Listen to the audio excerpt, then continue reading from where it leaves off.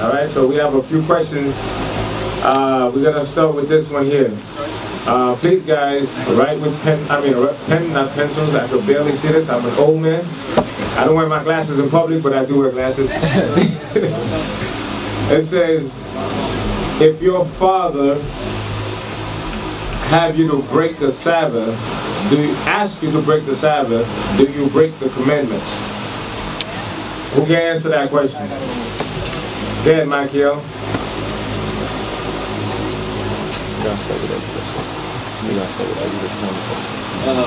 Matthew 10:37. You didn't answer the question. No, you're not supposed to break the Sabbath. You do break the Sabbath. If your father asks you to break it and you break it, you do break the Sabbath. That's breaking the commandment? What scripture you got for that? Matthew 10:37. Doesn't the scripture say obey your parents? Yes. The rest? Okay, so let's read the law and then I'm going to let you answer the question.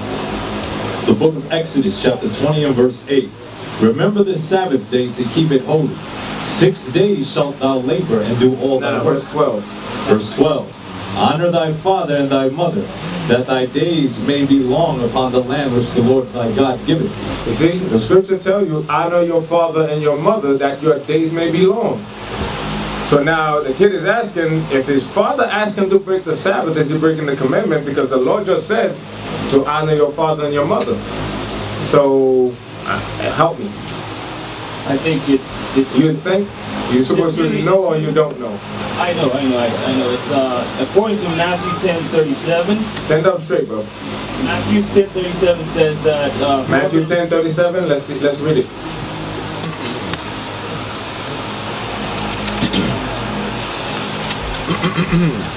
The book of Matthew, chapter 10, verse 37.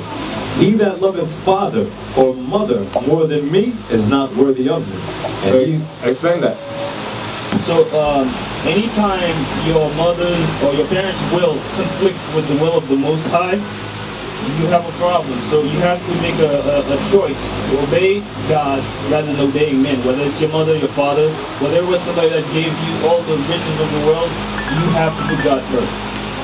All right, that's good. That's good. Let's go to the precept for the law in Ephesians.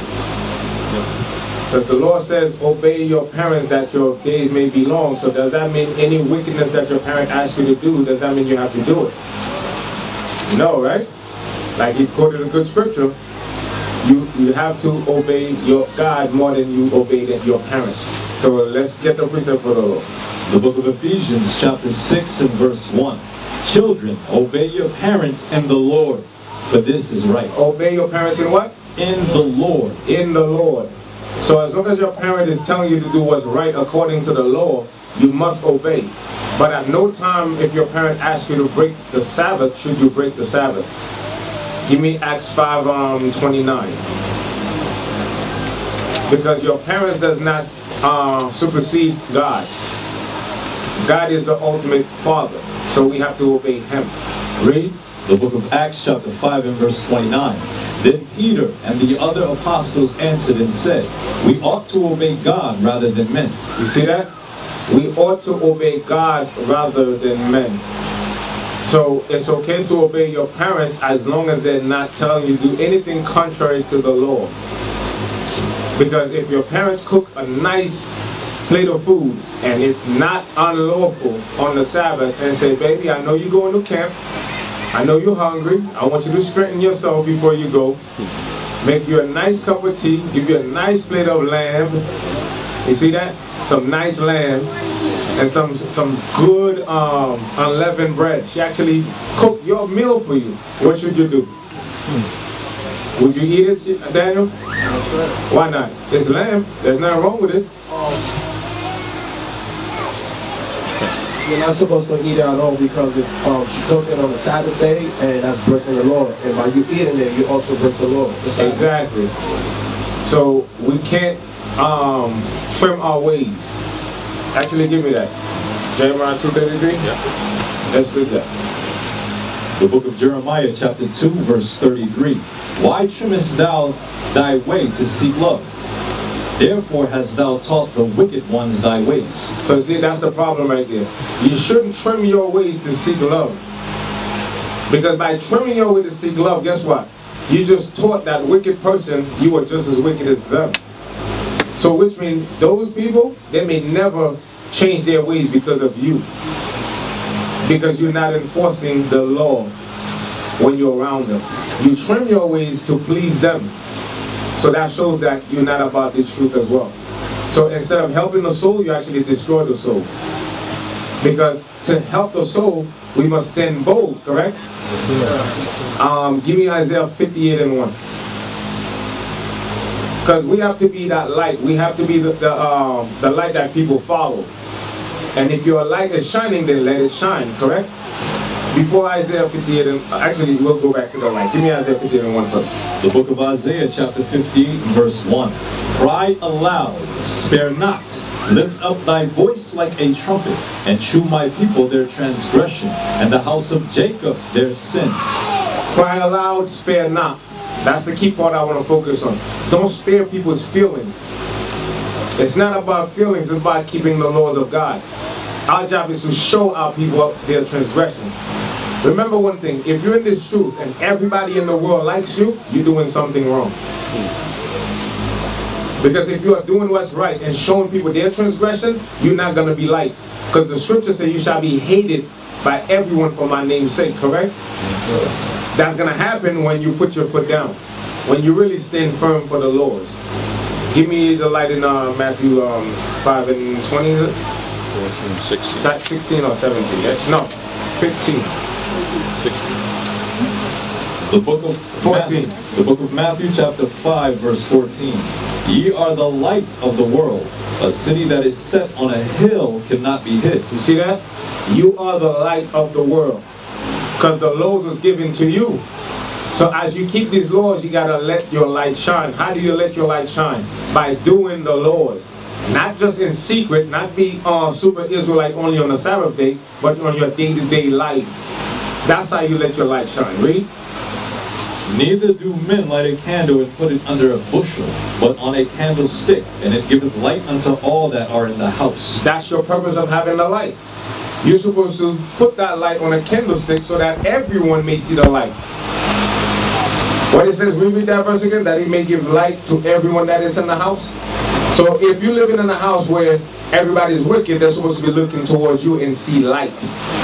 But if you're trimming your ways to please them, you're not gonna save those souls. You're actually destroying those souls because you're scared of who you are. Read. Neither do men light a candle and put it under a bushel, but on a candlestick, and it giveth light unto all that are in the house. Let your light so shine before men. Let your light shine where? Before men. Before men. So if your parent asks you to break the Sabbath, you got to stand up and rebuke them sharply. No, Mom, I can't do this because it's the Sabbath.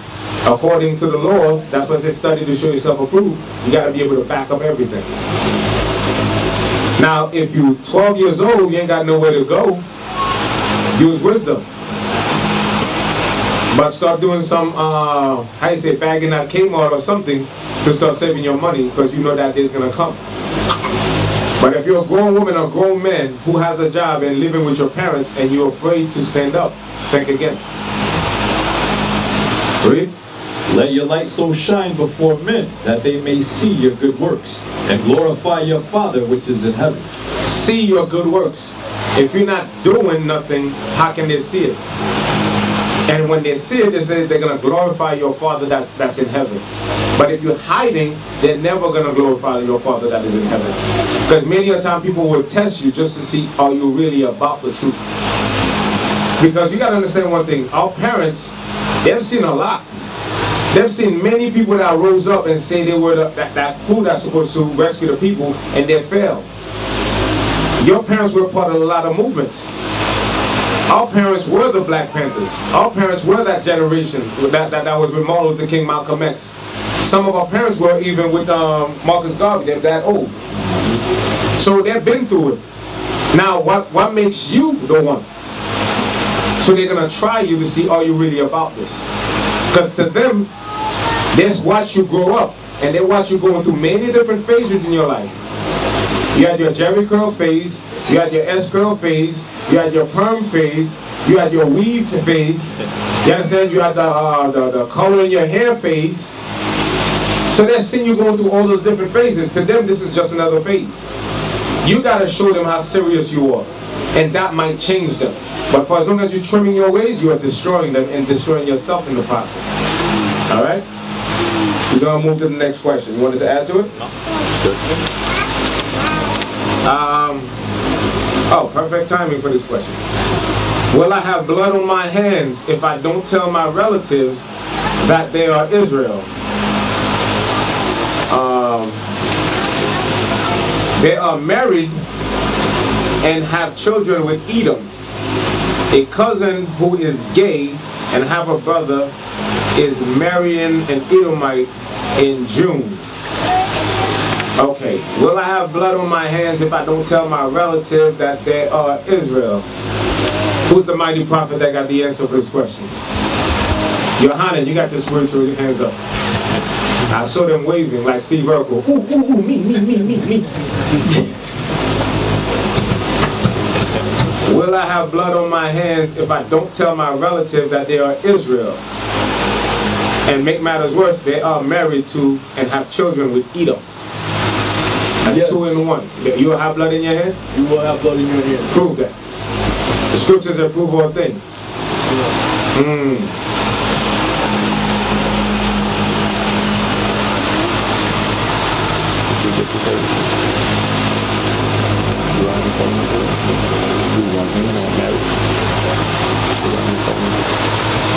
I don't have an answer for the first part of the question, but I do have an answer for the second part. I asked for the second part. I mean the first part. I don't have the first part. Who has it?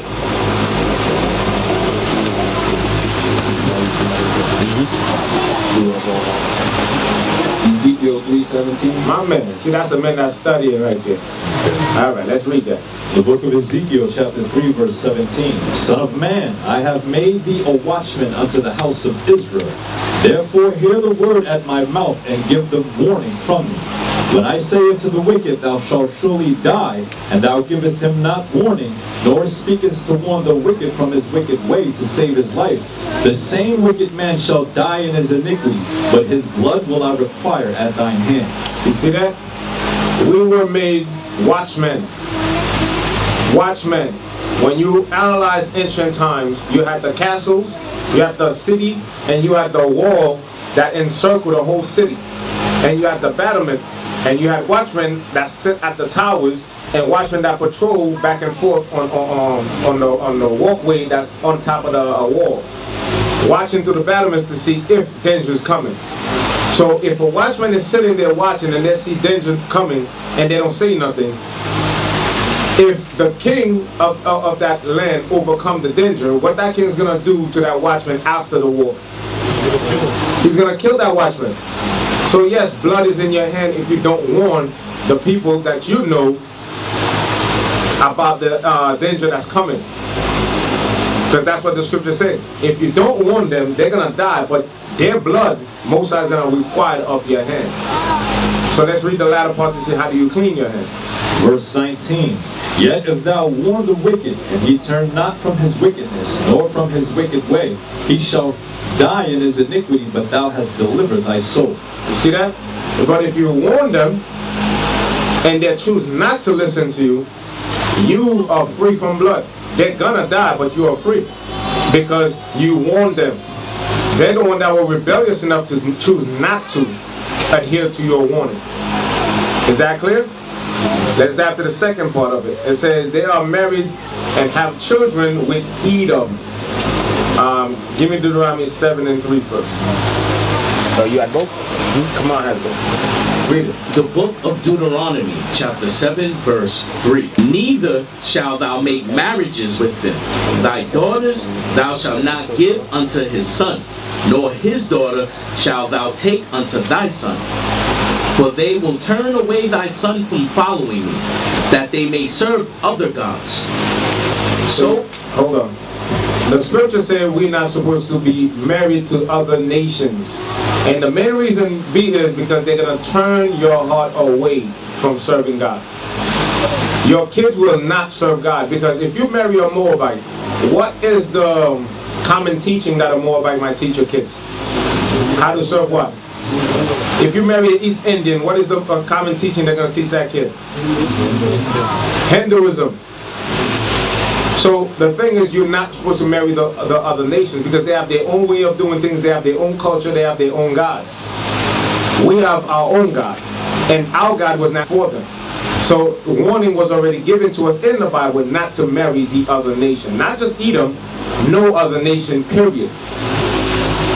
Let's, because why? That's going to destroy you eventually. Give me that in Tobit. The book of Tobit, chapter 4, verse 12. Beware of all whoredom, my son, and chiefly take a wife of the seed of thy fathers, and take not a strange woman to wife. You see that? Beware of all whoredom. It is whoredom when you go and marry, take a wife of another nation. That's whoredom and that's hatred. You hate your people. Why you can't marry your own people? Let me guess, your head is too nappy, right? You want that good hair that your cousin always have, and you was envious of it. Not knowing that pure wool that's on your head, that is the good hair. Because Christ had that pure wool. But you are raised to believe that you are inferior, and you look to other nations, so you always want to be like them or always want to be with them. The scripture called that whoredom. Read it from the top again. Beware of all whoredom, my son, and chiefly take a wife of the seed of thy fathers, and take not a strange woman to wife, which is not of thy father's tribe. For we are the children of the prophets, Noah, Abraham, Isaac, and Jacob. Remember, my son, that our fathers from the beginning, even that they all married wives of their own kindred. You see that? We have to follow after our forefathers who married wives of their own kindreds, because we have to keep our lineage going. We must love each other and marry amongst ourselves so that way we can grow to be that mighty nation.